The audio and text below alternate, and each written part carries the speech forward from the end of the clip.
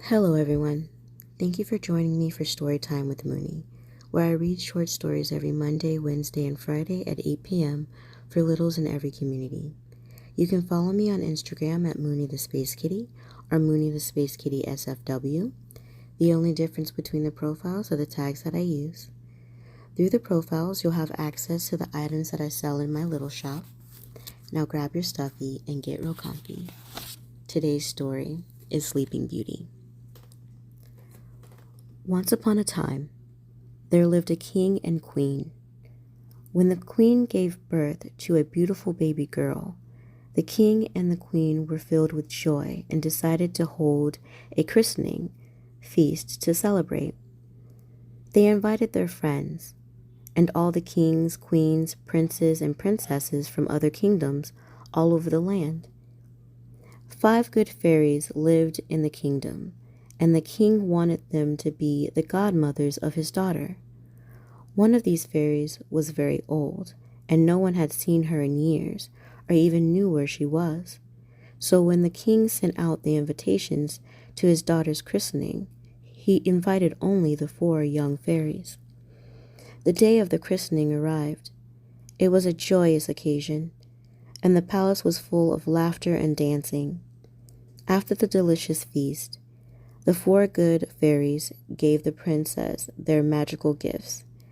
Bending over the crib, the first fairy waved her wand and said, "You shall be kind and considerate." The second fairy said, "You shall be beautiful and loving."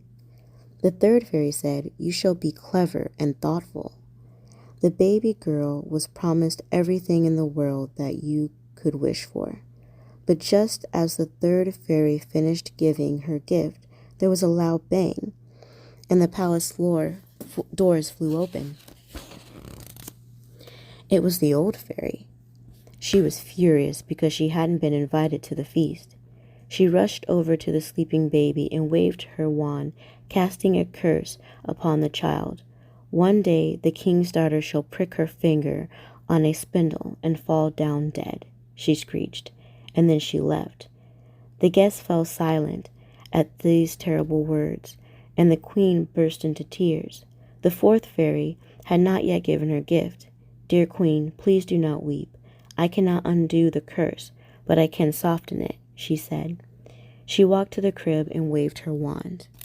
"The princess will prick her finger on the spindle, but she will not die. Instead, the princess and everyone within the palace and its grounds will fall into a deep sleep that will last for 100 years.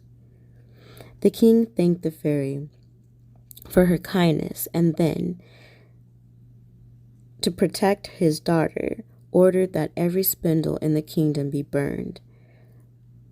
The years passed, and the princess grew into a beautiful and kind young woman, just as the fairies had promised.